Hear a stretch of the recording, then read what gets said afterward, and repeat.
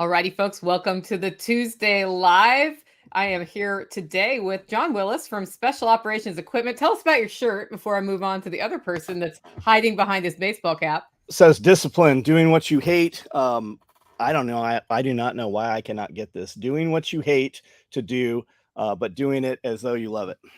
All right. I've got you are your own first responder today because I was wearing tax slave yesterday in honor of tax day. Yep. But this is something we just need to remind ourselves a lot. And then I'm here with Shawn Mills from Hack My Homestead, who looks frozen. So Shawn, are you with us, or did like the internet punk out at that exact hot minute? Yeah, he's not here. He'll be back. He'll be back. He'll be back. Okay, so what's new on the compound? Ooh, everything's alive now. Of course, we just had SRF, so the week after, everything turns green and starts budding and growing, and there's a ton of stuff coming out of all the berms on the swales. And we added, I don't know, I added another 100 probably plants into those berms right before SRF, and then Kiri super planted up all of the raised beds, and she put, I think, over 200 plants in the raised beds.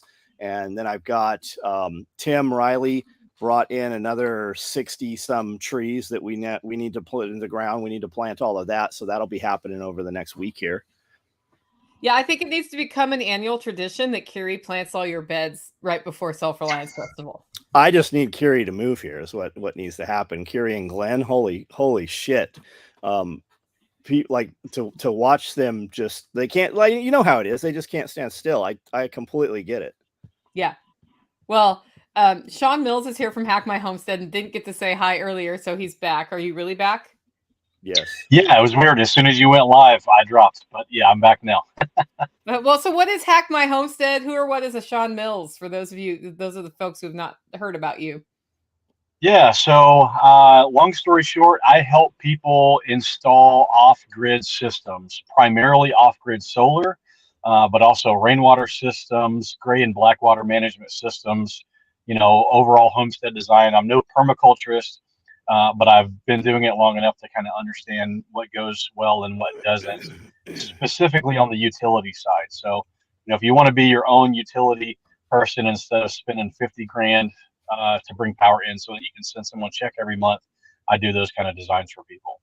Okay, so don't sell yourself short. He says I'm no permaculturist, but he takes a permaculture approach to designing the energy plan for your homestead, meaning he looks at the big picture, your goals, and then helps you figure out where it makes the best sense to take steps based on the budget you have.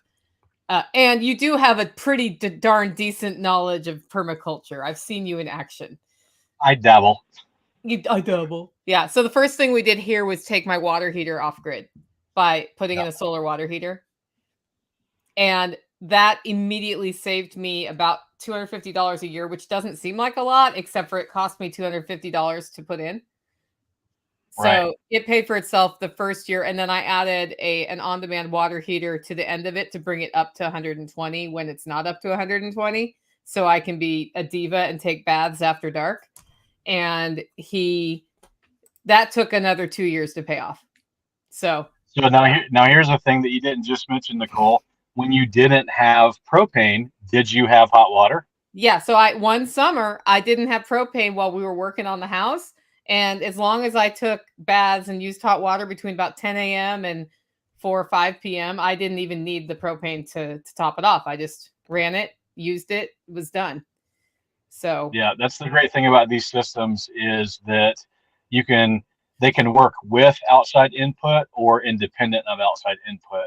And most of the time it's an either or proposition. So you get to decide, are you gonna, yes, maybe it's not 124 degrees if you like to boil your skin off when you're washing dishes, but it's 100 degrees all day long.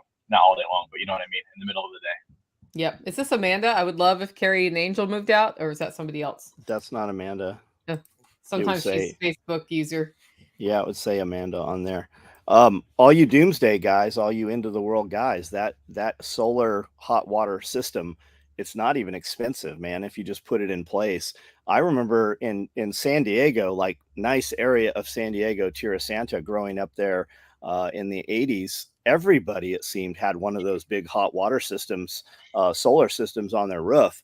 And now, man, you never see those anywhere. It's almost like they've put codes against them as an eyesore or something. But I think they were to heat probably swimming pools back then. But we probably had 20 of them within just a couple streets of our house growing up, and they were big. I want to say they were at least 4x8, and there were multiples of them. Yeah, those were the black panels. Mm-hmm. We used those to heat the pool that we had at my house when I was growing up. So we had a swimming pool with like the bubble floaty thing to keep it warm in Oregon, because Oregon's not the best place to have a swimming pool in the summer from a heating it standpoint. And then my dad happened to cross some of those used, and we had them set up, and you just circulate the water through it. He put them on the roof, but yeah. But what I have is coils of copper painted black, wood box around it, and just a greenhouse panel on top and some insulation, like insulative foam, and it's super easy. Did you get any of the hailstorm last week, Shawn? Oh, I didn't. No, it was Nicole, it was north of us. Did you get it? No. Okay. No. So we got hail like we've never seen here. You always hear golf ball size hail. We probably had like paintball size hail. But it dented all of the cars barely. You have to really look at it to see the dents. And it did. Like, I really thought it was going to completely destroy the row house. And there's a few where they pierced through, and you can see where it kind of cupped the plastic. But it really, I can't believe that the row house, maybe because it's just not tight and they were kind of bouncing off. But I would be curious what it would do to that Solex. I guess it wouldn't do anything because I have Solex over all the aquaponics system, and I don't see any punctures through that from the hail stuff either. Yeah. So yeah, I've seen it. I've seen hail go through those before, like the Sun Tough panels, and but it takes a really good hailstorm for those to get broken. They flex slightly when they get hit. How do solar panels fare against that? They're actually rated for golf ball size hail.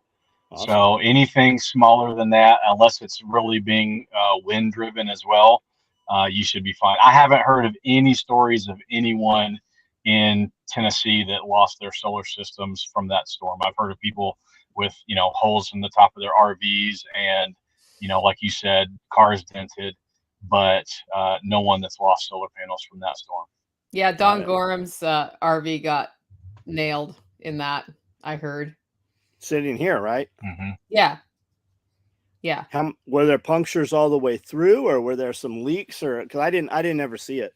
I don't know. I'll talk to her this afternoon to find out more about that. But I know that it got punctured.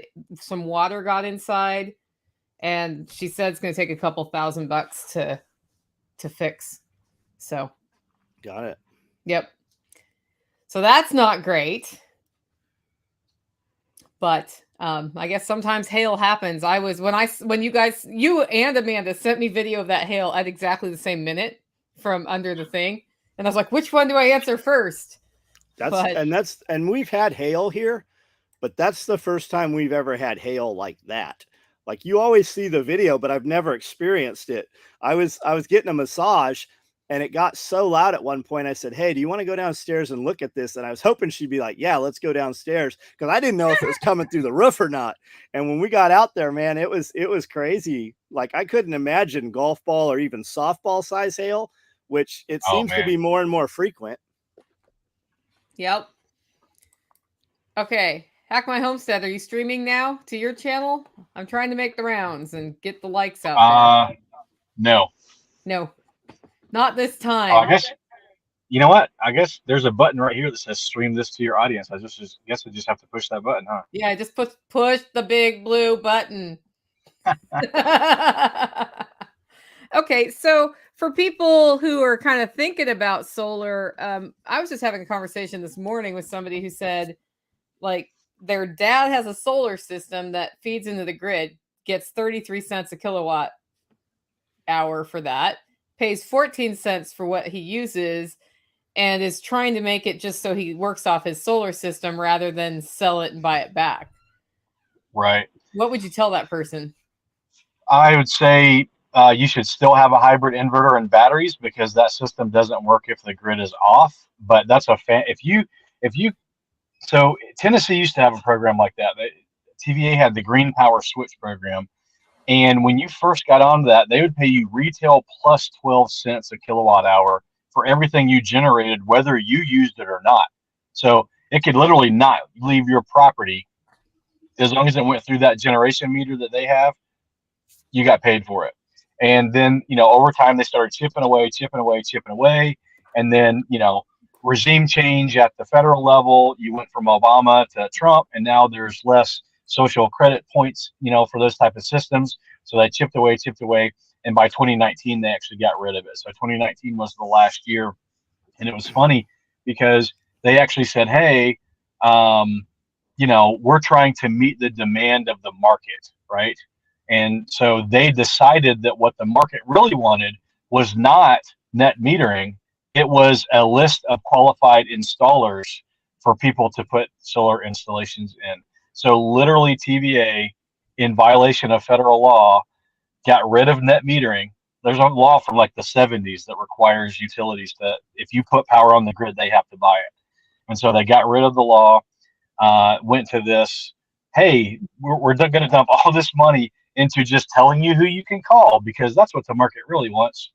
And then, lawsuits left and right. So then they turn around and change the program back to where they will now pay you the avoided wholesale generation cost of those kilowatt hours. So if their, if they claim that their plant without any transmission or distribution losses can generate power at, say, 3 cents a kilowatt hour, well, then that's what they pay you. The local power company is still going to charge you 14 or 15 or whatever your rate is. And so literally you've got electrons going in this direction at one rate, and then when they come back this direction, all of a sudden they cost 4 times as much. So like I said, there was a time when it made a lot of sense to try to do a net metering system and get your utility involved to help pay for the system. That, pre-COVID, those numbers changed, and they've changed even more since. So a lot of people don't know this, but the actual average price of a kilowatt hour in the United States has gone up almost 40% since 2019. Yep. So, it's less reliable. There's more downtime than we've ever seen. Typically, the amount of that downtime that you have is longer. And this is all publicly available information. You got to find out where to go get it. But every utility in the country has to report this information to the government, and all the information is there for you to find. So we've got a less reliable grid, a less resilient grid, a grid where when we do have outages, they last longer, but we still get to pay more per kilowatt hour for the benefit of all of that. On top of that, go ahead. On top of that, in 2019, a lot of people were defaulting on their electric bills, so they went around to all existing businesses and wanted an even greater deposit. We already had a deposit in. I think we gave them another $2,400, and then they just came out about 6 months ago, and they wanted another $3,000. We've not missed any bills. They literally have close to $10,000 of our money in deposit right now into the electric system here. And they continue to raise prices. The electricity bill here is $3,500 a month on the building here. Yep. Right. Now we're running T5 HOs, which create a ton of heat, which kick the air sets on. We just brought in LEDs, and now we cut the ballast out, which creates most of the heat. So we're hoping that'll drop some of that down. And then as we're burning ballast up like crazy, because those joists are super insulated up there with sound abatement insulation. So we seem to go. The heat just stays right there. Yeah, man. And then it kicks those 2 air sets upstairs, those handlers on up there. Nothing's mini split in the building. It's big commercial. So that should help with that a little bit. I know the electric company here is super excited about people putting solar on when Tad had talked to them, but they want to grid tie that. I wonder if are they forcing people to grid tie that solar if you put solar on an existing building? No, they haven't gotten to that level yet. You can still have separate systems. I would tell anyone that's interested in doing something like that, get your grid system in, get your final green inspection sticker, and be 100% good. and then you can peel off loads to go into a sub panel and power those from a completely off the grid solar system. And then you can still feed that system with grid power. But at that point, it's all behind the meter. It's essentially, it's a appliance more than anything else. So similar to Nicole's system, where it'll use the grid when it's to her benefit to use the grid. But if the grid's not available, it still works. The solar still generates, the battery still stores, and the inverter still works. I mean, it's akin to buying one of those battery boxes, plugging it in, and then going, man, I got to use power from that. It's just bigger, more expensive, and automatically figures out what to do unless I tell it to do something else.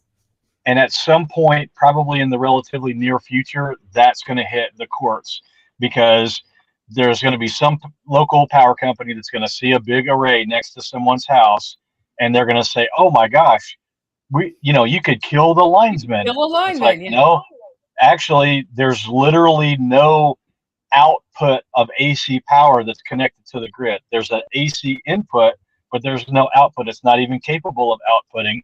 But they'll still tell that person they have to take their system offline, or here's your fine, or we're going to pull the meter, or some other thing like that. And they're going to do it to the wrong person, and that person is going to sue them. And I think you'll start seeing this go up into the courts, because they want the power. It's way cheaper for you. It's way cheaper for the utility for you to put a grid tied solar system on your house, and for them to just pay you what it would cost them to burn natural gas. Right? They don't have to take out any capital loans. They don't have to do anything except for take your power at 2.5 cents a kilowatt hour and sell it to someone else for 14 or 15 cents a kilowatt hour. So right now, it's still perfectly legal to have those behind the meter systems, but the worse these grid numbers get, and the worse the financials get for these publicly traded power companies, the more likely something like that's going to happen. Have you seen that they won't energize tiny houses now? So I think it's not specific to tiny houses. And at least in Tennessee, you have to have a septic permit to get power. That's actually a state law. You have to have the permit. You don't necessarily have to have the system in place. And so there could be a problem with getting a septic permit without a permanent structure on the land. And that could be the part so I doubt they're saying if it's a tiny house, we're not going to power you up. I think it's probably more related to that septic law that they have on the books. So we heard from the power company. We heard direct from a guy at the power company. He said the sheds, they're not dropping poles for the sheds. They got leaned on. All of your mobile home sales tanked during 2019, 2020. Everybody was selling their coastal houses, moving here, buying a couple 100 acres of property. And the contractor's like, absolutely, we'll build your McMansion. 5 years, we'll break ground. So these guys were all buying sheds just for temporary. And so many dudes set sheds that it tanked the mobile home. So the mobile home lane got onto state government. State government contacted power companies and said, you cannot set poles for these if they don't have a dot number. So then you saw all of these tiny houses pop up on frames. Dude, we were looking at $150,000 tiny houses that was like RV bullshit inside, just like like you'd go to Camping World. I mean, it's a cool travel trailer, but for 150 grand, man, you can build a real thing, And so they stopped energizing them. So the workaround, like we got poles, we got powered, but we didn't build these out as tiny houses. We use them for storage units and storage sheds. So I don't know if we could do it today, but we already have the power set. But my plan is to set up individual battery solar units for each building and then individually power them and then individually cool and heat them as well. Use, wood fire heat, but for cooling, use mini splits on them. Exactly. Yeah. So when you start thinking about $150,000, travel trailer, just so that you can get them to put a pole, just so that you can pay them every month for the right to use the electricity, doing an off-grid solar system starts to look a lot more cost-effective. Dude, they're doing 30-year mortgages on these things. They're financing them legitimately like a house. Amanda and I did a video. Indicator. There's a place over in Paris, and Amanda and I crawled around in. Man, we went in at least a dozen of them. They're nice. but 150 grand, man. Yeah. And there were people in every one of them. Right. How well are they going to last 30 years? Huh? How well are they going to last 30 years? They're not. They won't. Yeah. They have the appearance of being like quartz countertops and marble tile, but they're not. It's just generic stuff. They're nice, but man, you could build a legitimate real structure, 6 times as on concrete. You could do the whole thing, plumb it in for real. Right. Yeah. Yeah. And that, makes you think you got to choose where you're going to do this very carefully, because you've got counties where everything's inspected. All it takes is one person to find out that you're doing something somewhere, and it makes its way through the grapevine. And then all of a sudden you got 12 different inspectors on your property. I've got a customer in Marshall County right now, and she had to have her slab inspected and her framing inspected and her her insulation inspected before she could put her drywall in. Then of course you've got the standard plumbing and electrical inspections, which of course you have a rough in inspection and a final inspection on those. And so after she's jumped through all of these hoops, and she has a behind the meter solar system. So after she jumped through all of these hoops, she texted me and she said, "Hey, we just failed the final electrical inspection because of solar." And I said, "Well, what do you mean because of solar? Like, that's not enough information for me to help you." And she said, "I don't know. They just said because of solar." So she took a picture of the inspection document and sent it back. And all it said was, solar systems must be installed per NEC 2017 Article 690, which is the entire thing, right? It's like saying you have to build it to international building codes. Well, which one is it not built to? Well, you just have to build it to international building codes. So I actually called the inspector. I got on the phone with him. I said, "What's wrong? What part of that system?" I asked him that question directly. I didn't beat around the bush. What part of the system does not comply with Article 690? I asked him 5 times. He had no idea what was in 690. He just didn't know enough about solar to approve it. He didn't want to approve it. The guy that was on site when he got there said he walked up, was looking inside, opened the back door, saw the solar panels, turned around and left. I'm like, so now she's got to pay to extend her temporary permit, pay for him to come back, because every time they come, they charge you. And again, this guy doesn't know anything about the system. Now, the reality is the system isn't even capable of putting power back on the grid. So once again, your grid's over here, her off-grid solar system is over here. One thing shouldn't cause the other thing to fail the inspection. So what happened?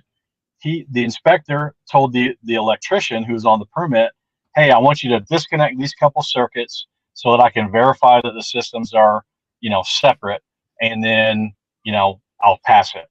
So they did it, called him, he came back out. He came back out and said, "You know what? I don't feel comfortable with those wires still being in the wall. I want you to pull all the wire out now." And so now they're going to pull, and it's just one set of 6'3" feeder cable that goes from the inverter over to the sub panel. So it's really easy to pull, but it's like, okay, well, this will be the fourth $50 fee that she's had to pay him to come out to do this final inspection. Now, is he going to find some other reason to fail it? And you can't call these guys out on their BS, because they have to sign it. Yeah, they have to sign it. And so you just have to keep on doing the thing. So she's probably going to end up paying almost half what her solar system costs to have the electrician keep coming back, because their electricians are not cheap. And so he keeps having to come back and do different things just to get this system that doesn't even talk to each other to pass. So I say all that to say, if you're going to do this behind the grid type of system, if you're going to have their grid on your property, make sure you're picking the right place, and just understand that you're inviting potential issues. Like, I would call maybe the local inspector or even the power company before you do that system, if you live in a place that's, extra government is your friend. Because I've never in my life, I've worked in Davidson County before, Nashville, and I haven't seen the level of government involvement in a building as I did down there in Marshall County. It's crazy. Also, don't build in Marshall County. We have no codes or zoning for now, but I give it 10 years. They'll co-op. They'll absorb us. Yeah. Yep. Yeah, and it's, I know somebody else who was in a similar situation to that. I don't remember which county they were in, but it might be that same one. I can't remember. And the inspector didn't like that they had moved from out of the county into the county and remodeled this house because money. Mm-hmm. And they kept, every time he came out, it'd be one more thing, one more thing, one more thing. And finally, the only way they got through it was by becoming connected with leaders in that county. Right. And it was literally a money game. You have to become the leader in that county. Yeah. Yeah. And that's how the codes can get you, for sure. Bob asked if he has 1,500 let me pull that up. 1,500 feet between buildings. Is it best to run AC or DC power between the buildings? Doesn't matter. What matters is high voltage. You could do that DC or AC. For commercially available components, it's easier to run higher voltage DC because, essentially all of your AC systems go up to about 240 volts. And so, and you can easily run DC systems up to 600 volts. So that would be my suggestion is, depending on how much power you're trying to push, it doesn't matter as long as you're using higher voltage. Because what happens is, for a given number of watts, it's always going to be volts times amps, right? That equation never changes. And so delivering X number of watts at the 1,500 foot away outbuilding, we can do that by sending AC power over there at 240 volts. And then say we have 10 amps, that's going to give us a 2,400 watt of power delivery. We could do the same thing with DC system. So you could generate it high voltage on the DC, send it through, because again, at the same number of watts, our voltage is going to be low, or rather our amperage is going to be lower. And amperage is the thing that converts to heat in a wire, right? So if we're trying to push too much current through a given wire, it's going to start getting more resistance, and then it's going to start turning into heat, and then eventually it's going to melt. So generally, AC is easier, but there are times, of course, unless you have transformers on your property, but that's getting into a whole different level. The other thing is you can calculate for the voltage drop, so like Nicole's pump house, for example, she's got one pump that runs on 120 volt and the other pump runs on 240 volt. And literally the reason for that is so that she doesn't have as much current flowing through that wire. And so, I did a run recently. This is about 700 feet, and it was only, I believe, a 20 amp maximum draw. Like the breaker was going to be 20 amps at the other end. But we ended up running 6-3 feeder cable, which is like $3,000 for a spool of that, because we wanted to make sure we're delivering the right number of volts at the other end. Because again, it might be 240 volts over here at this end of the wire. If it drops to 200 volts over here at this end of the wire to deliver the same amount of watts, it's got to bump that current up. So you can, there's calculators online that you can actually go to. I think Southwire, which is like one of the biggest cable manufacturers in the US, they have a calculator. So you can put distance, voltage, and current in there, and it will tell you, what size to use up to, say, a 5% drop. I would suspect that a master prepper such as Bob would just run 2 separate systems and not worry about the 1,500 square feet distance. Yeah, that would be the easy way to do it. And then if you needed that 1,500 feet, you could feed it either direction because you have a system over there and a system over there. Run 2 equal size systems, or could you run them at smaller systems on each building at that point? I mean, if it was me, I would design the system to run whatever I needed for that building. In that building. And then I would know that that can be a redundancy if I need to draw from that to feed back the other direction. And of course, I'm going to reduce my demand if I'm in that type of, hey, half my system isn't working type situation. But a lot of times it's easier to do that. I mean, the cost to trench and conduit and run 15 foot of thick copper these days, you might just be well off to put a solar system at the other building. Man, just the direct burial cable even is ridiculous. We bought 50 feet of it. It was like $700 for just like on wire when we bought it last time.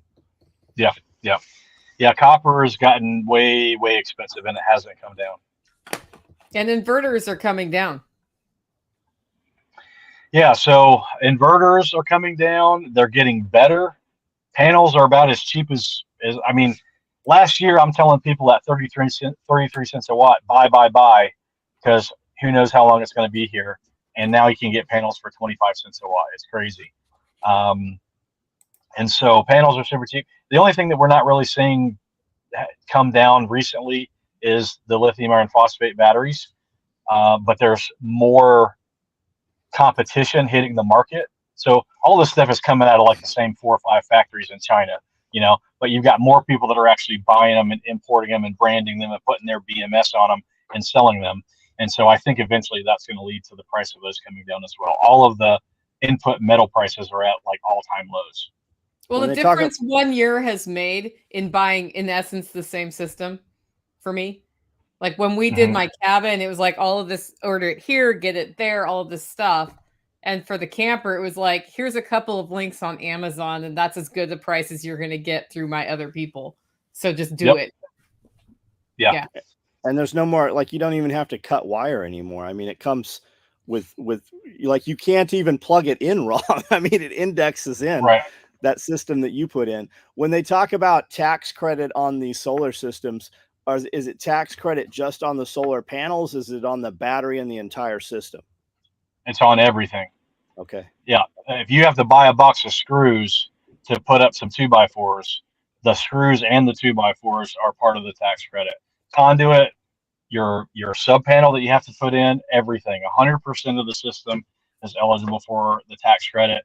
And, you might do things like, build your ground mount tall enough to where you could park under it. So my ground mount to the layperson would look like a carport, but it's not. It's an elevated solar ground mount, and I got a 30% tax credit for that thing. Nice. Yep. Okay, here's one from Radio Made Easy. Can you talk mobile installs, vehicle, RV, etc.? What's the latest cool stuff in that context?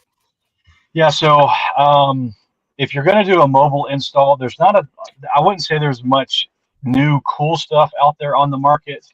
What has been on the market is better than it used to be. So for the same number of dollars, you can get better gear.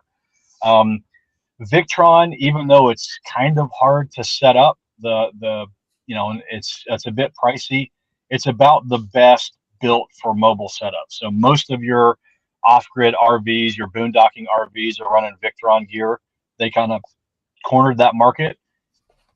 And so that's kind of like the best way to go for something like that. They're built to take the jarring, over the road type of impacts.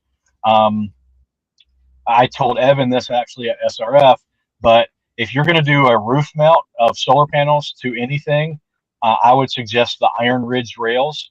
They are, they're just the best thing on the market these days. They're like hurricane proof, so if they can withstand hurricane winds, they can withstand whatever uplift forces are going to be on you when you're driving down the road. Do not DIY solar panels on top of an RV.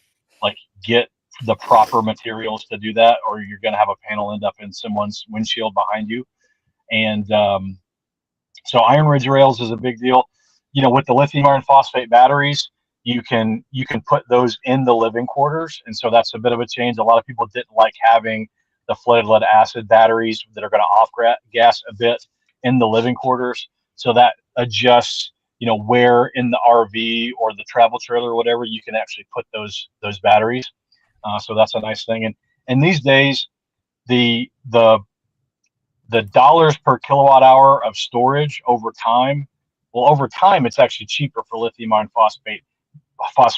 But even the upfront costs have come down so much. So I'll put this in perspective. The system that I just came from, they have one 100 amp hour, 48 volt battery. Okay, a lithium iron phosphate. That battery costs $1,250. Okay, that same site has a well up on the hill that runs on battery power as well. That because that's in an unconditioned space, we used Trojan, I think it was 225 golf cart batteries, which are 12 volt, 150 amp hour batteries. We needed 4 of those to get the same 48 volts as the other system. With the core charge, those cost $1,290. And it has 25% less usable power in those 4 batteries as the one lithium iron phosphate battery. And the one lithium iron phosphate battery will outlive those batteries at least 3 to 1, most likely somewhere closer to 5 or 10 to 1. Wow. Yeah, it's crazy how cheap that stuff has gotten. Okay, next question. Are the new panels driving the secondary or older panel prices to drop so drastically? So basically, are the new prices falling impacting the used market? Is that why? Yes, they are.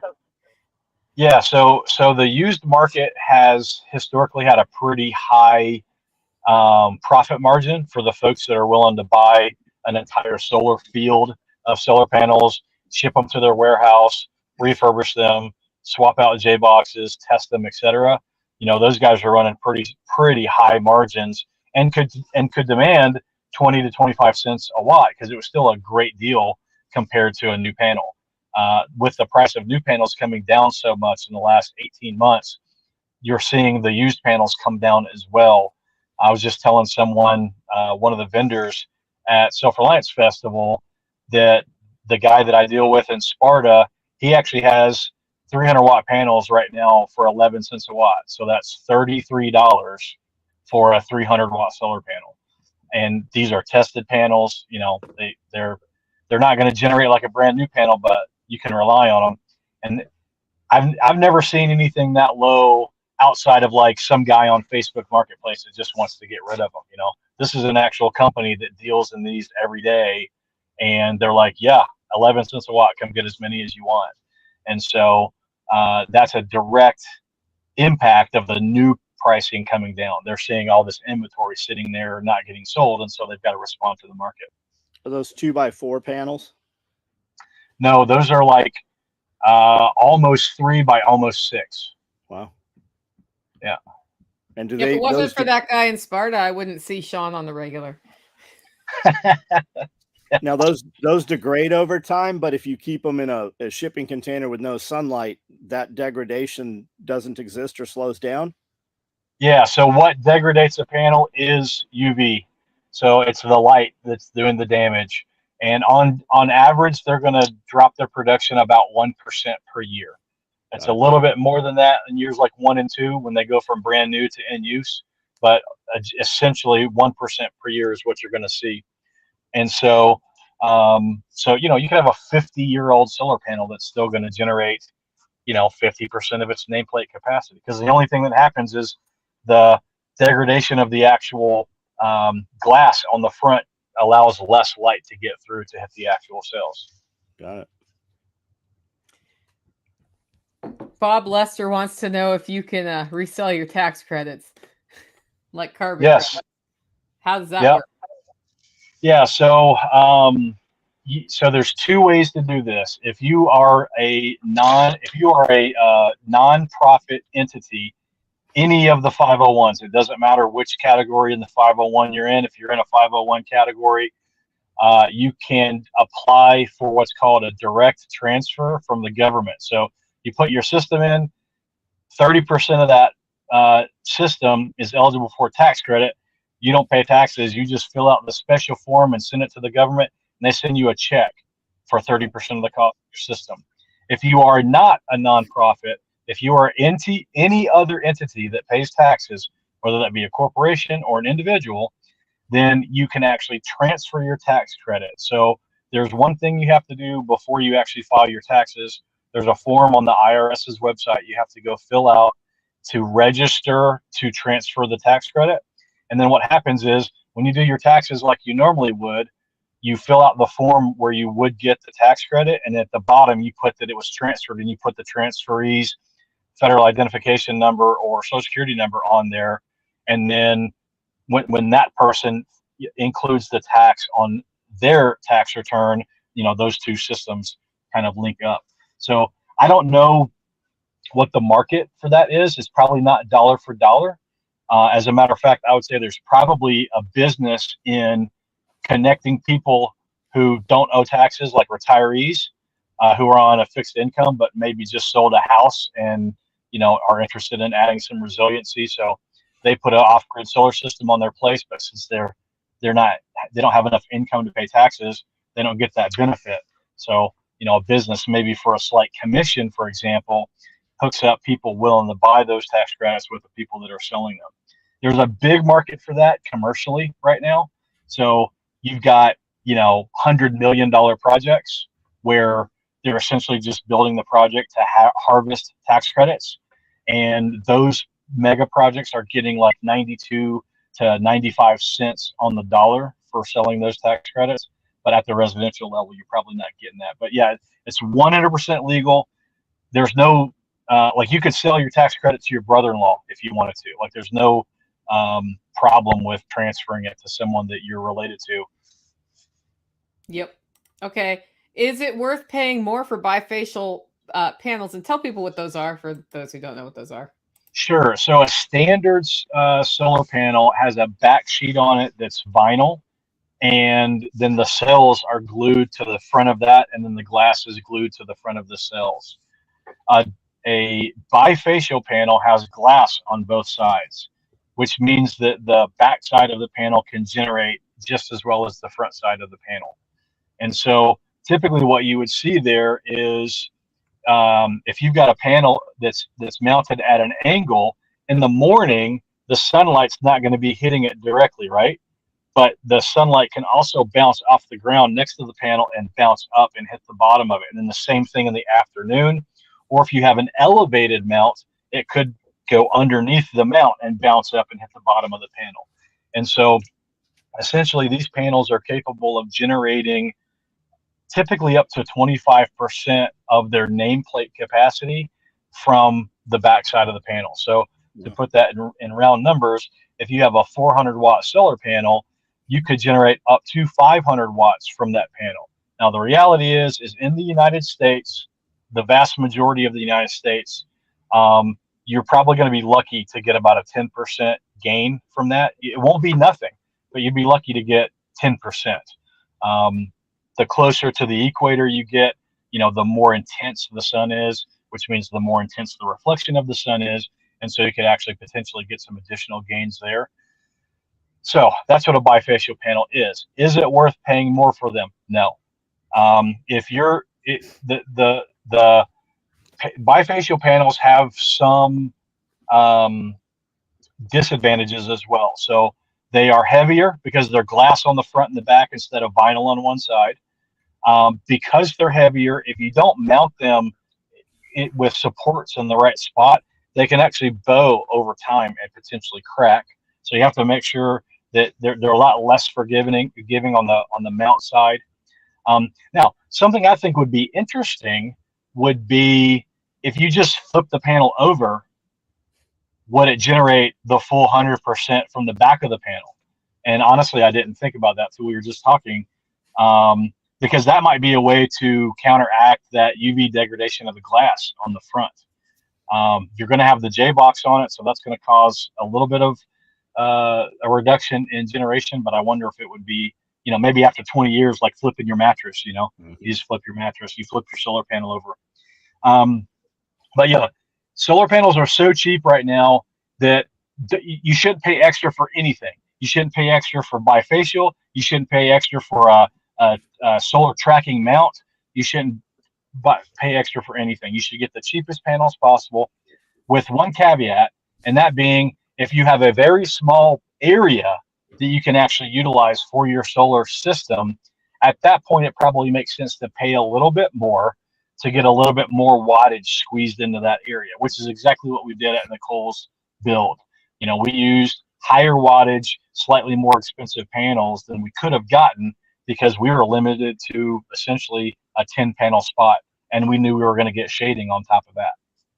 Yeah, I need to get a tree trimmer out to reduce the shading, but that's a whole different story. Are sunflower mounts worth the hassle? I think you just answered that. Yeah, if you're talking about the mounts where you set it and it tracks both the angle and the sun, I don't think so. The cheapest one I've been able to find is the eco-worthy one. I actually bought one. I just haven't gotten around to putting it together because I want to test it. I'm going to build a 4-panel mount and then a 4-panel ground mount right next to it and test it. I haven't gotten around to that yet, but so that's $500. Okay. Now what they don't tell you is that mount works on a separate battery. It doesn't work on the same system. You have to have a separate battery for that system, and which means you have to be able to charge that separate battery, and you can't just hook one of those solar panels up to it. So now I have to do, whether it's having a plug-in charger, and like every couple of weeks I take the battery out and charge it overnight at the house, and then run out there before the sun comes up the next morning and stick it back into the system. But for $500 at the current price of solar panels, you can get 2,000 watts of solar panels. I guarantee you those 4 panels that you're going to put on that tracking mount aren't going to generate an extra 2,000 watts a year, right? Much less in Tennessee, that would be equivalent to like 8 megawatts a year for those extra 2,000 watts of solar panels. What about on these tiny houses that aren't oriented to the south, right? They're not south, but they run this way. So my long ways isn't oriented properly. Still run solar up there, or we need to ground mount it and face it south? Yeah, so you can go 15 degrees east or west of due south with 0 measurable impact of annual generation. Once you go beyond 15 degrees, then you start actually being able to measure the degradation, but it's not a ton. And so, I'd say you could probably go up to about 30 or maybe even 40 degrees east or west of due south and still get the vast majority of the generation that you're going to get.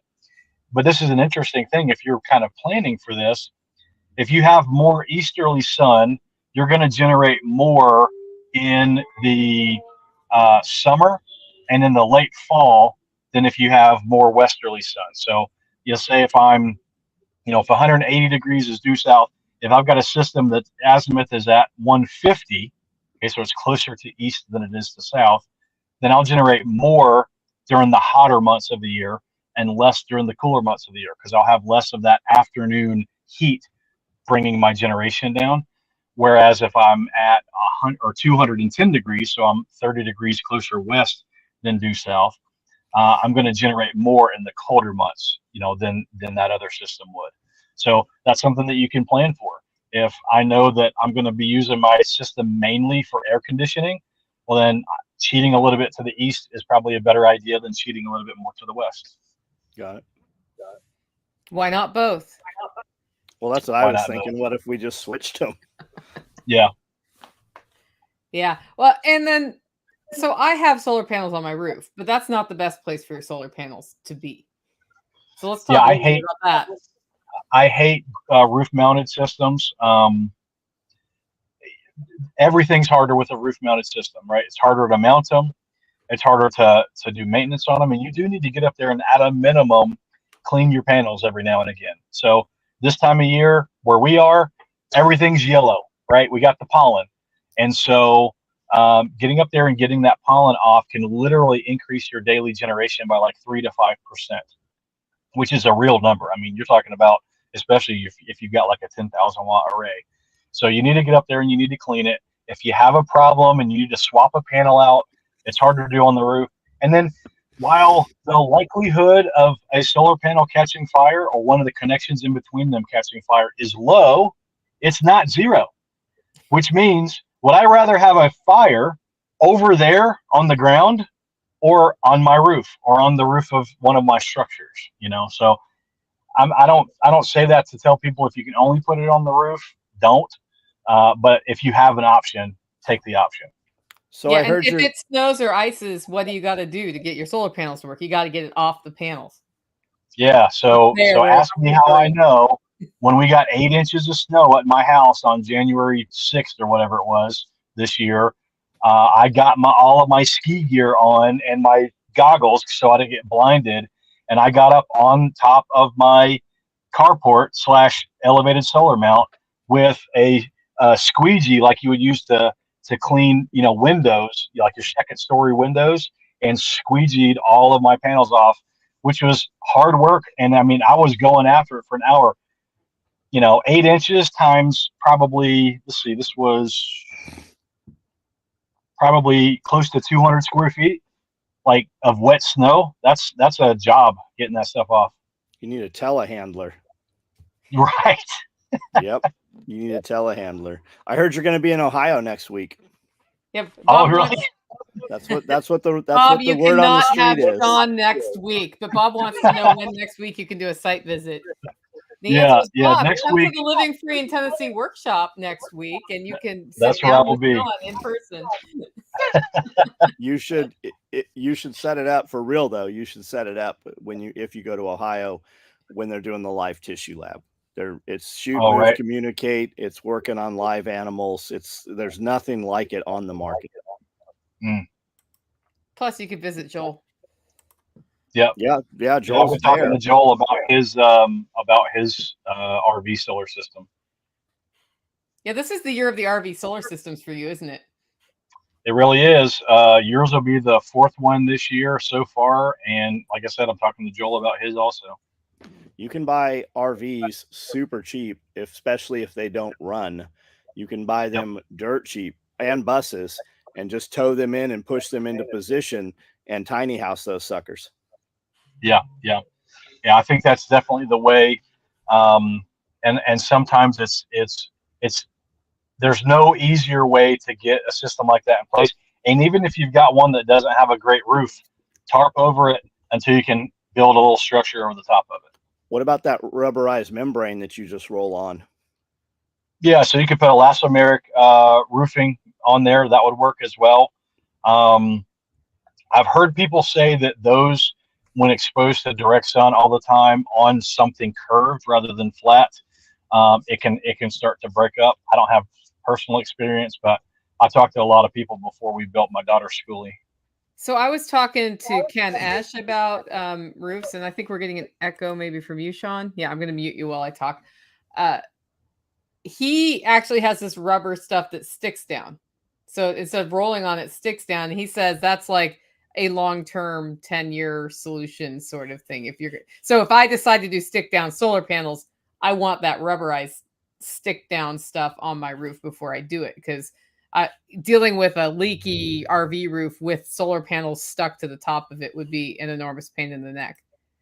Okay, gotcha. So I'm aware of the ice and water shield, which it sounds like that's what that is, but that stuff's not UV stable. So there must be something new that's UV stable.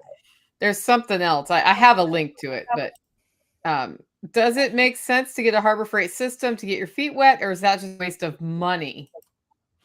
If you don't have any other option, you can at least learn how the systems go together with a Harbor Freight system.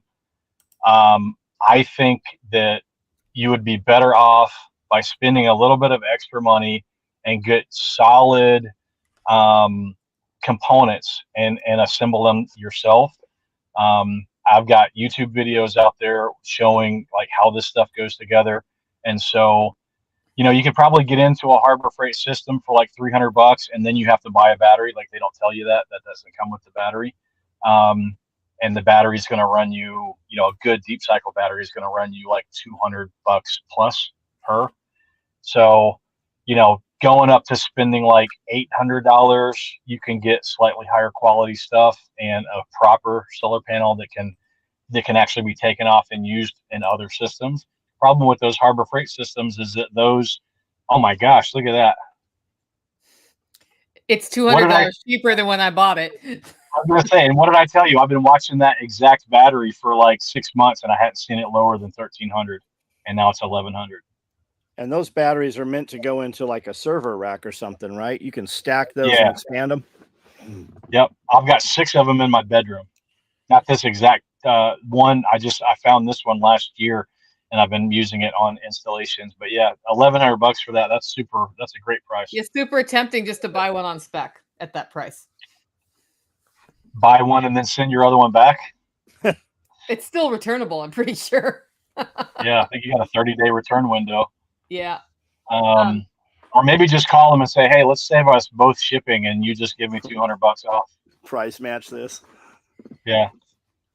I think that's an excellent idea. Yeah, I'd do it if it was me. Wait, okay, hold on.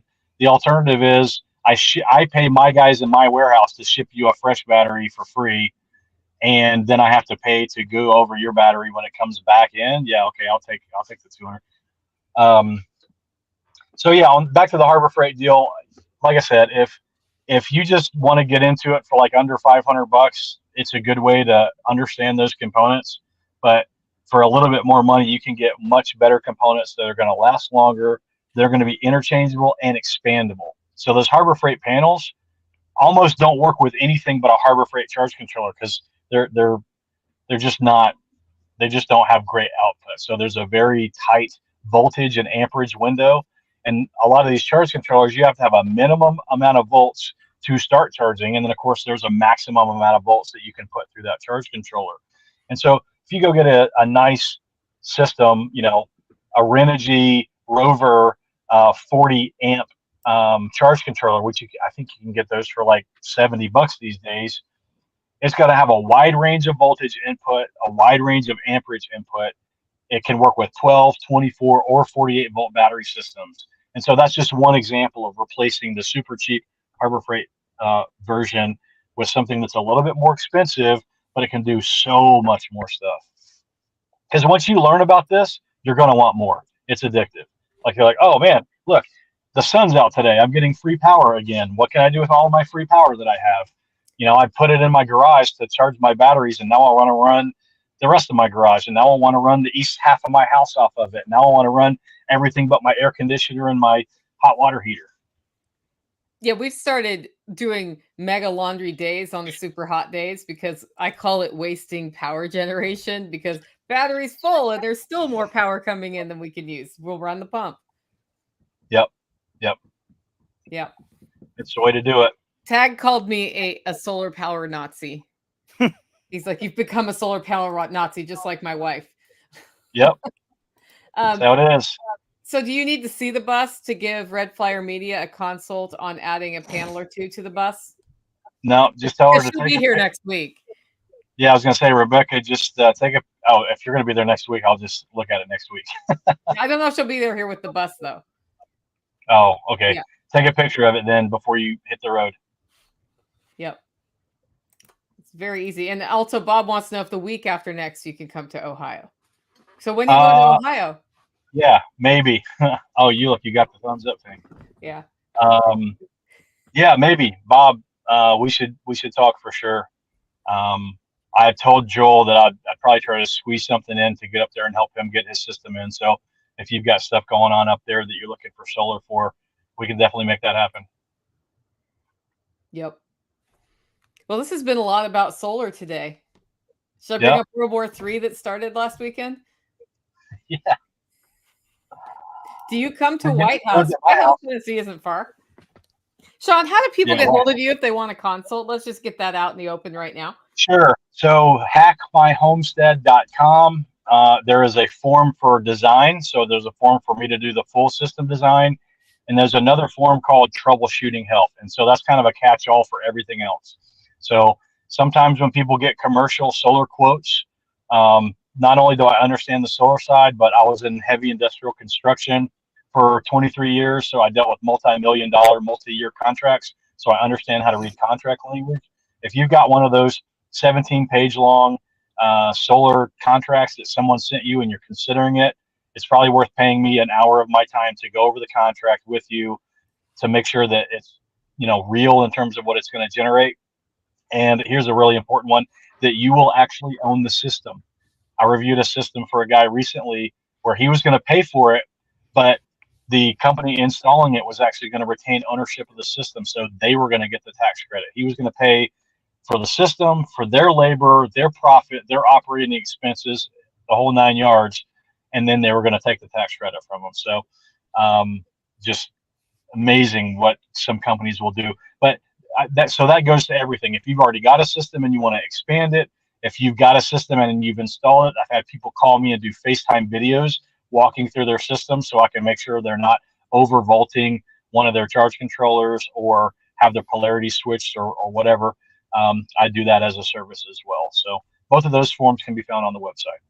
What other kind of scams are you seeing out there? It seems like there's a ton of guys marketing solar systems to homeowners? What's the things to look out for? Yeah, the biggest scam is just cost of the system, you know. So the number one thing I'm seeing is someone that they're receiving like $20,000 to $30,000 worth of components. They're getting a quote for $90,000 to $120,000. Okay, and so generally what I'm seeing is half the price of a system is profit and overhead for the company. Half of the remainder is labor. So only 25% of the actual cost of the system is the components that you're getting in. I'm also seeing substandard components. So when you do finally get a material list, I've had those sent to me and I'm going through and I'm like, these are garbage solar panels. Like for that price, you should be getting high efficiency, you know, great warranty panels, not some company that just started doing business 3 weeks ago out of Taiwan. And so that's a big deal. You got to look out for what are you actually getting for your money. There's been several stories out there of people where like the guys are literally walking through neighborhoods with like tablets, right? Yeah. And so they ask you to sign to approve them sending you a quote, okay? And then they send you the quote. Now the problem is the thing that you signed was you agreeing to buy the system unless you give them a cancellation of the contract you just signed within 24 hours of them delivering the quote. So I've seen that. I've seen that a lot. Yeah, when they say, "Here, sign right here, so we can give you a quote," you say, "Get the heck out of my house! I'm not signing anything. Here's this burner email address I just made that you're going to be allowed to send the quote to. And if that's a problem, then I'm not doing business with you anyways." That's the big scam right now. Going on in California with people quoting the system, getting half down, and then ghosting. And that's another one where, you know, checking the references helps, but even then, some people just are doing that. Yeah, I'd say what you really should do if you're not interested in doing the work yourself is you should buy the components and hire an electrician to do the work. Okay. When we did a grid tied system in East Tennessee back in 2019, that's what I did. I bought all the components. We did all of the DC wiring, everything up to the inverter. And then I paid a licensed electrician who had a relationship with the electrical inspector to come in and put in 6 feet of wire and to be on site when the power company came and did their engineers came and did their test. So he had 8 hours of time and 6 feet of wire. And then the inspector required me to put a fourth disconnect on the system because the 3 that I had weren't enough apparently. And so I just paid him to do that. But literally, he was at my house for about 8 hours total. I paid him $2,500, and it was money well spent. I think that's the best way to do it. If you really want to get a system like this in, call around, find a local electrical company that has a solar division that will basically just do the work on you for you on a T&M basis, and then you buy the equipment. Buy the equipment, hand them a one-line diagram, which, by the way, is part of my design package. And then just have them do the installation. That's the best way to do it.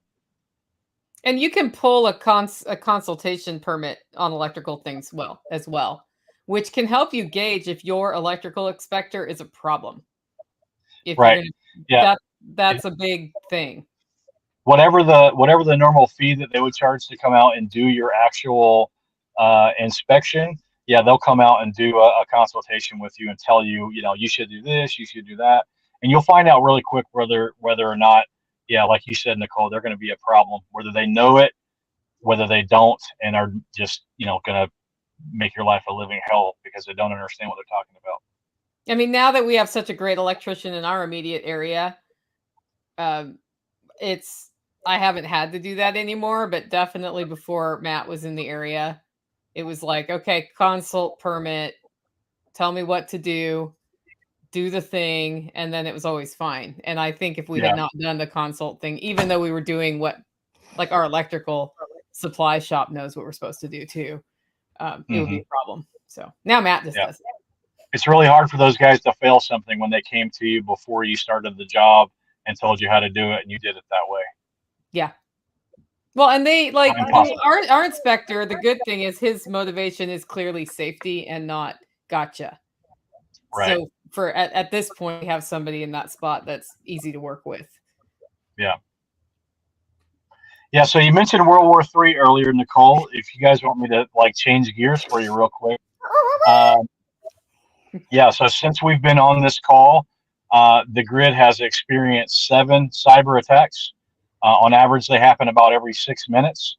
And if you were at SRF, you would have heard Angry American talking about how you've got these variable frequency drives that are computer driven in everything. Every power plant in the country has one doing one thing or another, whether it's switchgear, whether it's opening up the coal yard, whether it's actuating the natural gas, whether it's opening up the gate valve so that the penstock can fill with water in a hydro dam. All of these things are made overseas. A lot of people say that there's malware built into all of this stuff. And the problem with the grid is if the grid goes down, the more of the grid that goes down, the harder it is to get those pieces back up. And all you need to do is overheat some of these massive transformers. Like people talk about, physical damage, like shooting them or bombing them or whatever, like that. Then those things have happened in the past. But the reality is that all you need to do is cause it to overheat itself. And if the right things melt, they're done. And you have to wait to get a replacement. And right now you're looking at 100 to 150 weeks on some of these bigger transformers. That's what the lead time is. And one of the things that I mentioned recently was our whole economy and everything that we do is based on power. Clean water is based on power. Sewage treatment is based on power. Our food system is based on power. Everything is. And so if we start losing chunks of the power grid, the ability of the United States to generate enough production to pay what we would offer to another country to send us transformers out of their fleet, for example. Right now, if we called up anyone and said, hey, we'll send you $1 trillion, to send us 5 super transformers, they're going to be on a ship. They're going to be on their way. But if a third of our grid gets damaged or more, I don't think that we're a good investment as a country at that point. I don't think that we're going to get as much help as we probably feel like we're going to, even from the people that we consider our allies. They're our allies because we're the powerful one, right? We're the one that has all of these forward deployed troops and carriers and everything else all over the place. If the time comes where those guys are trying to get home because they can't get a hold of their family, I don't think we're as good of an investment anymore. And so I think people need to have at least a little bit of power resilience on their property, some way to keep things going, even if it's just the amount of time to keep things going while they figure out what the long-term plan is. We're coming into summer here in Tennessee. I think it's like 86 degrees today. When it's 96, we're going to want power to keep us cool. And so I have an off-grid air conditioner at the base of my hill. Yeah. Yeah. You do. I've actually driven past it before and been like, oh, what's that? You ever sat in it? Yeah. Yeah. Yeah, it's crazy. Isn't point of origin on all those mega transformers China? So if we were in conflict with China, wouldn't they just not ship those? Oh, I got one even better for you. Yes, that's where they're made. Almost none of the raw materials that go into them come from China. So China's got to get them in first. China's got to get the raw material into the country first before they can even start. So any points of that global supply chain get impacted. Someone says, hey, you know what? We're not going to send you this rare earth metal that you need in China to be able to, to make the switch that makes this whole thing work. Globalism has its benefits in keeping the cost down for everything. But if stuff starts hitting the fan, then that's just a lot more links in that chain that can be broken. And aren't those viruses? Didn't the United States put those out there when we tried to overclock Iran's nuclear generation system? They were using those controls. We had that, and then that virus supposedly got loose out in the world and is now affecting us also. It's possible. I don't know that for certain, but yeah, the Iran thing is a perfect example of an entire, an industry within a country that was not attached You know, it's not like there were internet wires coming into where this uranium was getting enriched. Like this is straight up malware that got triggered, you know, type of situation. And so there could be stuff sitting. So here's a perfect example. We just found out that there was like a Capital One, no, AT&T. There was an AT&T hack like 4 years ago. And we're just finding out now that there was this new hack that happened 4 years ago. So how many people that worked for a power company had an AT&T account, whether it was through DirecTV or through their cell phone, right? Or AT&T One or whatever that old Uverse, that was their old internet service that they had, right? And so you think that there aren't a number of people that worked at power companies or wastewater treatment plants that had the same password for their AT&T account as they did for their utility account, right? So all it takes is now for some computer to get the username and the password, and there could be stuff in the system that was uploaded 15 years ago that's just waiting for a trigger. You know, none of this stuff has to work very hard. It just has to work at the same time. Yep. Take the Ride says geothermal may be a great investment, especially for Southerners. Especially if you think about you can do an open system, because a lot of people think about digging deep into the ground for that. But if you've got 55-degree spring water, you can use that and then let it go back into the spring. And I've seen some systems here like that. I'm set up to set one up like that now. But that's something that it's just right there coming out of the earth at 55 degrees, which can either heat or cool depending on what the ambient temperature is outside. Yeah, if it's 30 degrees outside and you're bringing 55-degree water into a heat exchanger and then heating that up 10 degrees, it's going to feel really nice inside. You know, and it doesn't take a lot of power to just heat air up 10 degrees from ambient. So that's a great way. And honestly, I mean, I live off grid. I've had mornings that I've got up before and the fire burnt out overnight, and in my living room it was 55 degrees, you know, so it's not the end of the world. If you've got a pond on your property, you can run loops through the pond. You don't even have to drill, you know. If you are in an area where you can actually get into the ground, then, you know, that's a good option. And then, you know, if you've got springs like you do, Nicole, or caves in the area, there's caves all over Tennessee.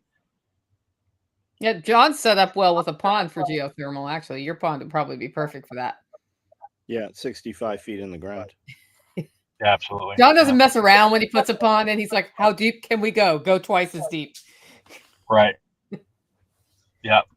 Yeah, so a closed loop system utilizing a 65-foot deep pond with heat exchangers, you know, that's something that can be hacked together. You wouldn't even have to buy a big commercial system for that. We got to get Tad on that, right? Tad doesn't really believe in geothermal. I mean, he knows the math, but he's like, for the same amount of money, you could put in 5 more air conditioners. He's not wrong. He's running a ton of mini splits everywhere, man. They're really putting those things in. Scully went with an EcoFlow, you know, contained solar generator because it has a plug and play AC unit with those things now. Oh, really? Mm-hmm. Yeah, I've got a mini split that runs directly off of solar panels. 12,000 BTUs. It's cool. It's a mini split, so I can use it for heat and cooling. Well, how much does that run? The one I bought was like $1,300. Not bad. And I put $1,000 worth of solar panels on it. And I just leaned the solar panels up against IBC totes. I didn't even build them out for them. Yeah. How much solar and battery does it take to just run a normal 24K mini split? So a 24K mini split's probably going to draw 1,500 watts when it's on, you know, when it's on high. And so at that point, it just becomes a math equation. Like, do you need to run it 8 hours a day? Okay, 8 times 1,500 is 12,000. So you need 12,000 watt hours. That's 3 of those batteries that Nicole just showed. So that's what it would take to run a mini split for 24 hours on an 8-hour cycle. And so now it's like, okay, how many solar panels do I need to replenish that during that short window of generation that I have in the middle of the day? So 12,000 watts, probably need 3,000 to 3,500 watts of solar panels. So 10 350 watt solar panels and an inverter. And that's why my system for the camper is not built for the AC in the camper. Is because the weight of all those batteries, I was like, I'll just run the generator if I decide I need air conditioning. Yep. Jokerless wants to know, is there any viable way to a solar water heater system, especially in a northern climate? This is a great Absolutely question. Just not in the winter. Yeah. What would you do? You could run a closed loop glycol based system in the winter, but that's going to expend your payoff. And even with that, so the way that those normally work is you've got a relay that measures the temperature of the glycol and the temperature of the water in your exchanger. And when the glycol temperature is higher than the temperature of the water, it closes the pump relay and it starts actually circulating. And so you can use those year round in northern climates. They're just not going to run that much in the winter because, they're either going to be covered with snow or it's just going to be so cold ambient temperature that you're not overcoming the radiant gain that you get from the sunlight that you do get. Yeah, I think where people go with heating water is they think solar power, electricity, electrical water heater, rather than heating the actual water on the roof, which is a much more efficient way to do it.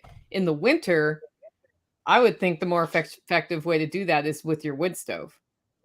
Yeah. So the people I know in northern climates who are heating water in the winter are doing it by circulating it through, or they have different systems to circulate it through the wood stove. But what you don't want to do is put it on the stovepipe, because it cools down the stovepipe, the smoke hits that, and the creosote builds up on your stovepipe. Oh, so yeah, good point. About how you're doing that. Because I was looking at those, I was like, I literally could wrap my whole stovepipe, and I was like, oh, then I'll be sweeping the stovepipe every other week or something. Right, but you could put a little water jacket on the side of the. We had one when I was in Indiana. We had a water jacket inside the wood burning stove, and it was plumbed into the main system. I just never ran it because I didn't trust it, because I know what steam does. I've seen enough, tubes get blown out in boilers in industrial plants to know I don't want that in my house. So we never used it, but the guy that built the house apparently used it. Yeah. Well, I have all these relief valves on the one you put up here for the solar. Right. I don't know if they've ever gone off, but probably. Yeah, your system should never get hot enough for those to go off, because it's circulating. You got that 80-gallon thermal battery, basically. Yeah. So here's a question. How do you figure out how much battery bank you need for an off-grid system? Add up all of your devices, figure out how many watt hours you need. So the watts of the system when it's on times the number of hours per day that it's going to be on. Do that multiplication and then add all of those numbers up. That's how many watt hours you need for your battery bank. That's typically, normally when I do a design, I take whatever the worst day of the year is. So in some climates, that's the summer. In some climates, it's the winter. But whatever the most demanding generation or power usage day of the year is, add all of those things up. That's how big your battery bank needs to be. Now you can double that number to give you a couple of days of autonomy. You can increase it by 10%. Normally when people build off-grid systems, they design the system around how they're using power right now. And then as soon as they start getting that data, they start ratcheting back on their power use. Because now leaving the light on means something. When you leave a room and you're on a battery bank, you remember to turn that light switch off. Now standing there with your refrigerator door open, staring in and figuring out what you're going to cook for dinner, that means something. Like, that's battery power that I'm not going to be able to replenish until tomorrow. And so do that calculation, figure out what you need in terms of battery bank. And then on that same day, you need to figure out how many sun hours you're going to get. And you can go to nrel.gov, and they have maps of the whole country by month. So find your place. It'll be color coded, and you can say, okay, in Pittsburgh, I get 4.5 sun hours per day on my worst day of the year. So I just take that battery bank size that I just figured out, and I divide it by that 4.5 hour number, and the resulting number is the generation that you need for that day. So in round numbers, let's just say it's 10,000 watt hours. Okay. Now I take that and I say, okay, I want to increase that a little bit to account for cloudy days and dust and shade and other stuff. So instead of 10,000 watts of solar panels, maybe I put in 11,000 watts of solar panels. But that's the math. I mean, there's a lot of art and making the things work together. There's a little bit more to it. But if you just want to figure out how much do I need, you can do that. And then, hey, since I'm on here, I just thought this. I have an ebook.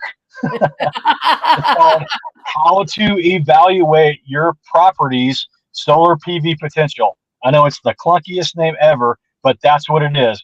And literally, it takes the information that I just gave you, breaks it all down, shows you the websites to go to, how to actually put the information into these calculators, and how to put that in there. Can you get that at hackmyhomestead.com? Yeah, go to hackmyhomestead.com, scroll to the bottom of the main page, and there's a link.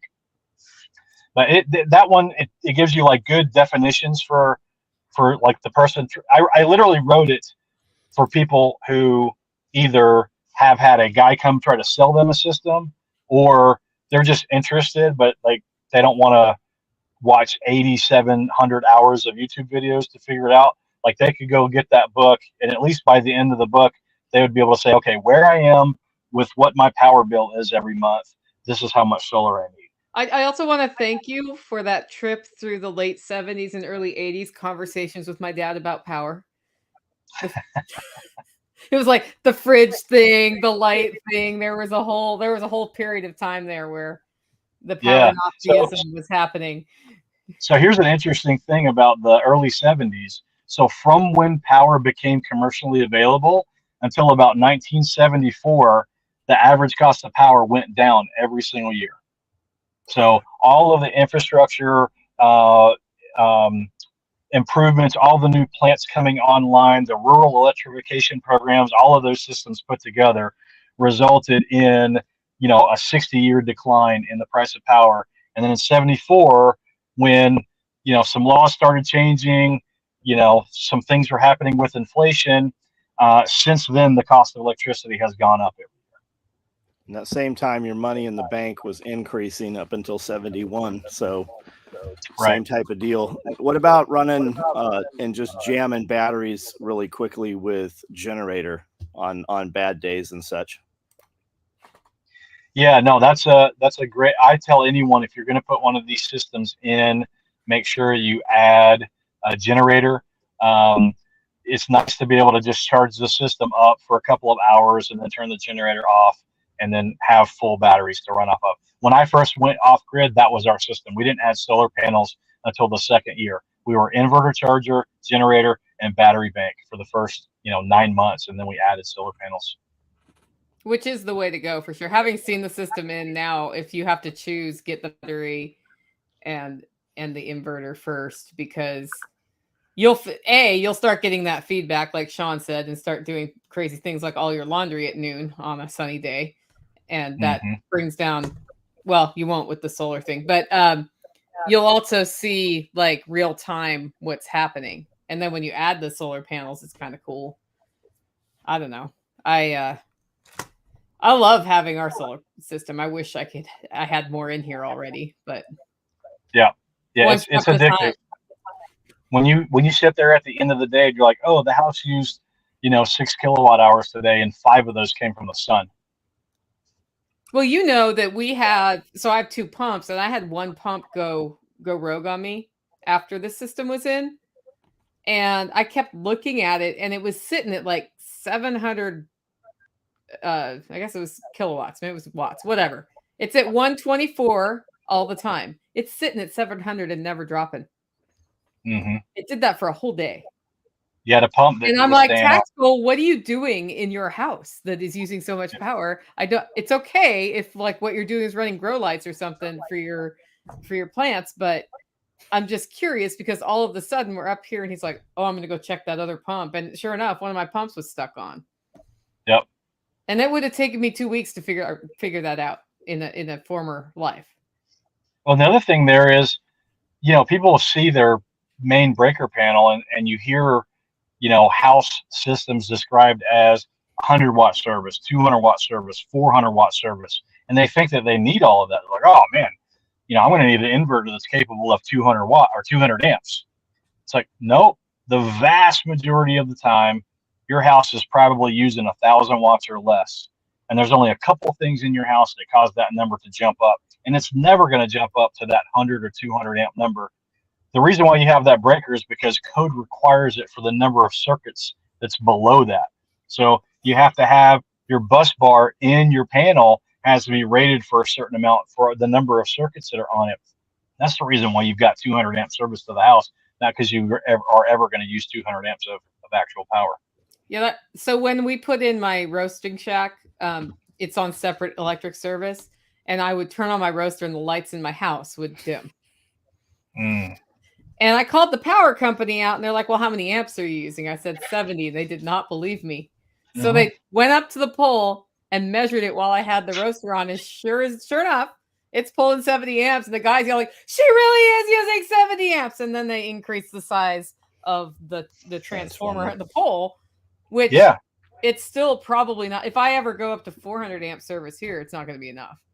But we'll see. I don't know if that'll happen. That was the long-term plan, and we were going to bury all the wires. But now I'm like, we could just keep peeling off on the solar here. I don't think the roaster shack will ever be on solar unless something significant changes. But yeah. That'd be tough. Are Victron charge controllers worth a shit? Yes. Are they worth 2 shits? Yeah. So there's other charge controllers on the market that are cheaper for the same kind of output. One of the nice things about Victron is it handles high amperage input and high amperage output, and it does that really well.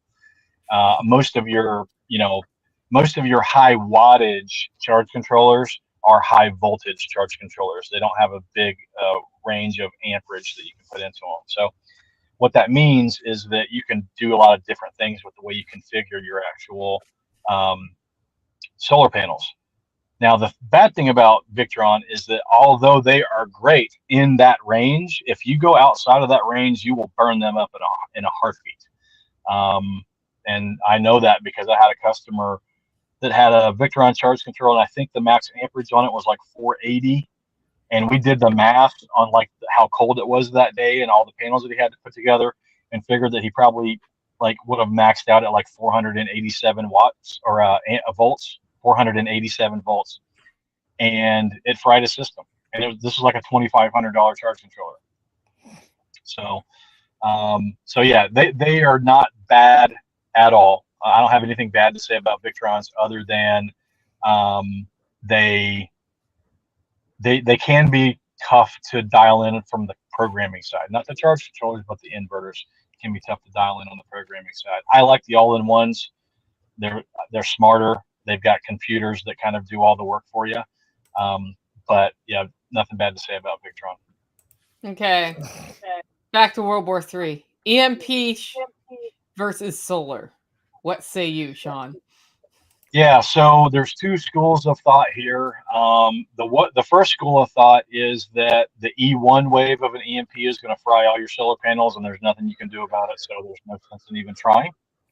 The other school of thought is that your system will survive E1 and E2, and it's E3, which is what creates the increased voltage in long runs of line that will hurt you. And so in that place, you just need something to shunt it off. Now, I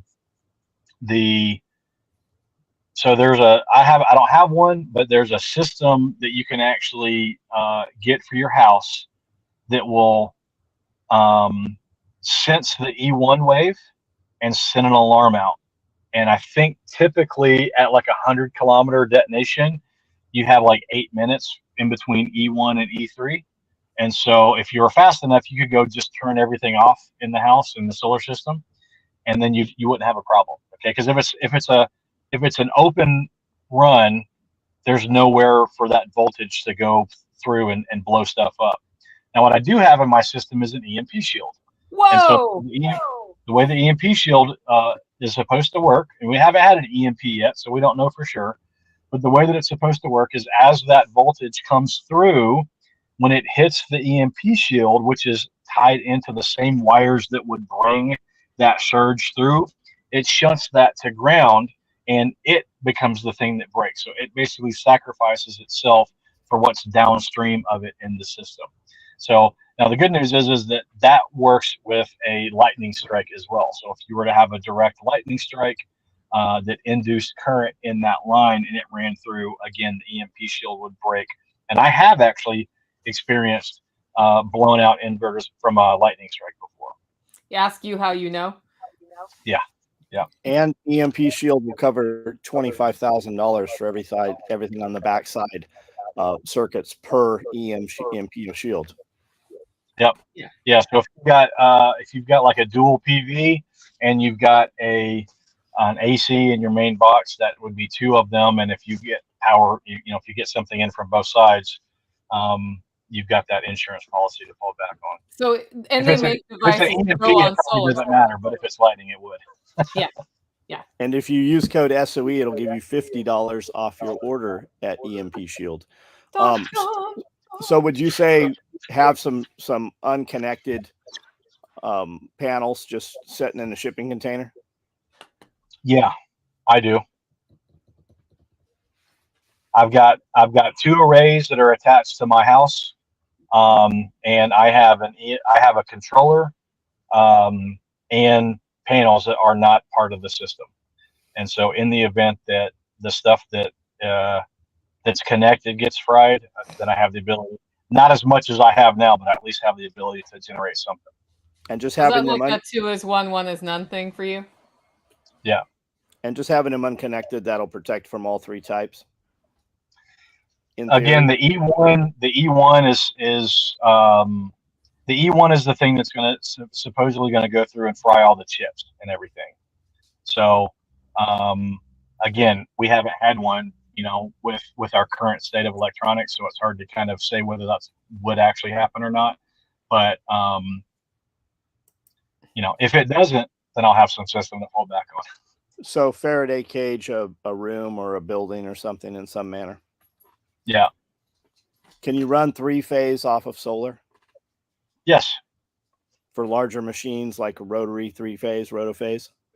Yeah, as long as you have enough supply for the output, okay, then it's not a problem at all. So most of the inverters, that all-in-one inverters that are on the market these days, you can wire them in parallel, so they can work in parallel on a split phase system, or you can actually wire them to work in a 3-phase system. And I mean, you could put like 9 of them together and have 3 of them on each phase. That would be some crazy wiring, but you could absolutely do that. And the key is, if I need to supply 10,000 watts at 208 volts, and I'm supplying that with 48-volt batteries, I have to do the conversion. I've got to step it up, right? Because it's still the same number of watts going through the system. So just have to make sure that I've got enough batteries connected to each one of those inverters to supply that maximum load on the backside. So solar on a commercial kitchen? Yeah. Can I run solar on a commercial kitchen? Yeah, absolutely. It's there's a different set of rules when you're using solar for a commercial system in terms of the tax credits. This might be a good question for Matt Searsley with Agris Tax Advice, but I believe you could get the credit when you install the system. So you get the 30% credit, and then I think you can depreciate the other 70% over 5 years. And so from a tax benefit standpoint, you get more tax benefits on the commercial side than you do on the residential side. I didn't even think about the depreciation piece of that until just now. Yeah. I don't know that for certain, but I've heard people say I'm going to be asking that question. What's the big power draw on a commercial kitchen? Aren't most commercial kitchens running gas for stove, oven, range stuff? Yeah, vent hood and refrigeration freezers would probably be the biggest one. Compressors for like the walk-in coolers are going to be pretty big. Yep. Ours have dual compressors in them. Yeah, and those run pretty regularly. Yeah. How hard is it to hook both solar and wind in Alaska? No sun in winter, but plenty of wind opposite in the summer. So how hard is it to set up a system that uses wind when you have wind and solar when you have solar? Super easy. You can actually, they make charge controllers now that you can put solar and wind into the same controller. So as long as you're not going, as long as you don't have a whole lot of wind and a whole lot of sun at the same time without the ability to break the wind turbine, it's super easy. And if you were concerned about that, you can run separate charge controllers. You just, so again, once it gets to the battery bank, the batteries don't care where it comes from. You just have to make sure that your charge controller is made for the type of input you have and the type of output. So as long as you're matching it to the battery voltage and the battery type, and it's matched to the input type, whether that be a wind turbine, micro hydro generator, or a solar panel, then it's not a problem. Very easy. It's not there. It's no more complex than doing any of the one-way systems. What's the best portable battery generator? 1,500 to 2,000 watts. I don't know. I build my own. So for $1,100, I can build one that's better than the Delta Plus system. That costs, at least twice and sometimes 3 times as much as that. I bought a Blue Yeti. Yeah, I bought one of those for my daughter's bus, just so that if her main battery goes out, she's got something for lights and a fan and stuff like that. And I haven't had any problems with that. But honestly, they're probably all made from the same place. It's just a different logo. So I doubt any of them are better than any of the other ones. I've got $6,500 into Blue Eddy. We should build something and see what it would cost to build something on par and how much more we get for the system that you build. Yeah. It's a nice fit and finish, but you're really paying for that fit and finish, for those 3 battery Absolutely. boxes and those nice surface mount USB-C plugs. Yeah. Yeah. I built one out of an 80-gallon toolbox. So I had the battery, the inverter, and then those like conference table power strips that like sit flush to the top of the table. Mm-hmm. I put those on the outside of it, siliconed the backside so that it looked good on the outside. Put a solar plug on one part, put a regular wall plug on the other so you can plug it into the wall. To get the capacity that you're talking about, you'd have to do a couple of those, for the battery capacity. But yeah, I was trying to beat the Eco Plus, and I did by every measurement. Sounds like we need to have a head-to-head competition with the self-made with the Blue Eddy. Well, I think they'd be more rugged too, because all of that stuff now has touch screen surface mount, and I think that if that's going to be the weak point, is that little computer screen that's in there, when it ceases working, or you bang it on something, or you throw it in the back of the truck. Yeah. On the other side of that is that, you open that box and you voided the warranty, right? So if I've got 3 different components that are all warranted just going into a box, if any of those 3 components go out, I can take it out, swap it, and send it for my warranty, claim. Whereas the Blue Yeti, if the charge controller goes out, the whole thing doesn't work. If the inverter goes out, the whole thing doesn't work. If the DC side goes out, the whole thing doesn't work. And if you take it apart to try to solder the connection that broke back, then you're out of warranty. Yep. Even the Honda generator, the new EcoFlow, the Eco Whisper Light stuff, they've all got Bluetooth apps on them and stuff now. Even your cheapy diesel heaters, they've got Bluetooth apps on them now too. Yep. I don't even know if you can run those things manual at this point. I guess you probably could. I've got a diesel heater with an analog knob. And an app? No. Got it. Yeah. On, off, and turn. Yeah, tons of that stuff now doesn't have that on there. Yep. Have you messed with any of the wood gasifiers? They've got a turnkey unit that's got a little Honda generator on it with a firebox. No, I haven't. I looked into those years ago because obviously in the part of Tennessee that we're in, there's twigs on the ground everywhere. And so my thought was I could just charge my system up off of that, but then solar panels got cheap, and I was like, I'll just buy more solar panels. Mm-hmm. Yeah, I haven't looked into them. And 4 or 5 years ago, you could get a 6,000 watt system with a Honda generator on a dolly cart, and it was like $6,000. I kept 2 tanks around with the intention of making a gasifier for at least 10 years. in the pile of crap on my property. We've got a guy there's a company that does firewood processing, and they run a wood gasifier, and the gasifier system actually provides the electricity for the whole facility. You guys drive past it on 641 every time you come here. Oh, interesting. And their operation keeps growing and growing. Yeah, that's been a technology I've been super interested in too, Shawn, just because maybe we should do a thing with that. Yeah. I think it'd be neat. I mean, if you look at like Wartime Farm during World War II, they were taking all those old ambulances and converting them to wood gasification too. Oh, I saw a guy with an old Ford truck flatbed, and he built the gasifier on the bed of the truck and drove it around. Pretty neat, yeah. Yep.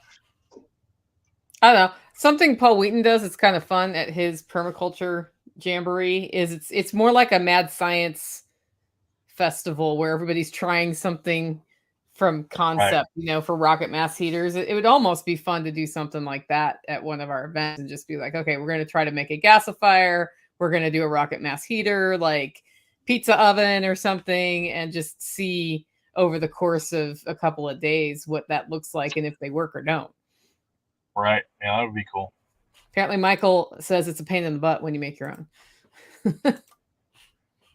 Yeah. So this person, Jokerless, says, friend of mine built a gasifier system, which he hooked into a Dodge 318 and uses it to heat water for his in-floor heating system. Oh, interesting. Mm-hmm.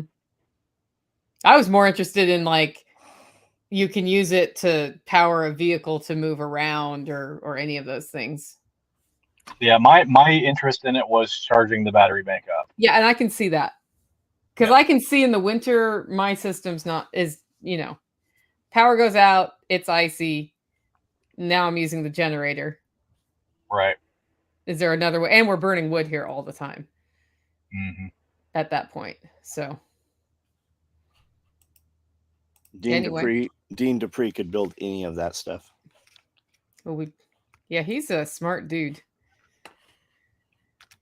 I think gasifiers are the ultimate resilience. Yeah, they really are. You know what? Turning your power off for the weekend and surviving is a good first step. It's amazing what you can learn in that situation. Anyway, well, it looks like we're coming on 2 hours here, guys. Let's go once around the horn and we'll wrap up. Let's start with you, Shawn. All right. Yeah. I don't think I have anything to add to the conversation other than we did not talk about vermicomposting toilets today. That's my new thing for this year. If you go to Terra Toilet, like TERRA toilet.com, if you're in a place where you can't get septic, like your property won't perk, you live on a limestone slab or on top of a mesa in West Texas, and you're looking for an option that does not require you to cover your own poop with sawdust in a bucket, this system is a flushable toilet. It goes into a dewatering system that you build out of an IBC tote, and the worms do the work. You build a couple of these, swap back and forth about every 4 months. When you swap from bin A to bin B, you let bin A work for 4 months. When you're getting ready to swap back, you can go on there and harvest. Everything is perfectly clean. It's just worm castings on top. You get those out, you switch your pipe over, let bin B age or work for the next 4 months, and then you do the same thing. You go back and forth, and for less than $1,000, if you source all the equipment locally to build these things, you can do work that's better than a $20,000 septic system or an infinity dollar septic system if you don't have the ability to put one in on your property. And for everything other than that, you can find me at Hack My Homestead. I'm on all the socials. That's Hack My Homestead as well. Yeah, so we appreciate you putting your advertisement in the porta potties at Self-Reliance Festival. I thought that was a fitting sponsorship. Gosh, we should put one of those in for that. That'd be way less smelly than those porta potties. But, yeah, it would. Yeah. John, what do you got? SOE Tactical Gear is my website. That's where you can see all the gear that we make. On my YouTube channel, which is also SOE Tactical Gear, I do a live every night at 9 o'clock, so you guys can jump on and we have a conversation about whatever you want to talk about. SOE Tactical Gear is the name across all of the social media platforms. We've got 5,000 some videos out, and we post a real video almost every day, and then we post a lot of shorts all through the day also. I'm Nicole Sauce. You can find out more about me at NicoleSauce.com. But if you really want to get involved, head over to hollowroast.com. We roast all of our orders to order, and we're about to launch a new product that I have not talked about yet. But it's one that folks have been screaming for like 5 years. And they're like, do you do it this way? Do you make it that way? I'm not going to tell you what it is, but if you want to find out about it, go to hollowroast.com, sign up for our email, and there'll be some pretty fun launch deals coming up in the next 3 or 4 weeks. So check that out, hollowroast.com. Guys, we will see you next week. Awesome.